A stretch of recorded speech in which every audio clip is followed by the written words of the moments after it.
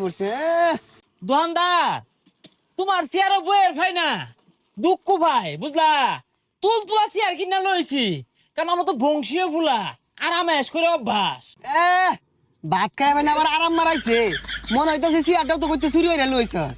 High এটা চুরির chair দেহস্তা নতুন জ্ঞান হরতাছে এই যে নতুন পলিথিন দিয়ে বান্ধা এই উড়াই তুই বসছ কে সর বইতো না কি করবো কথা নিজে মানত করে লইছি আমার অরণ লাগছে না।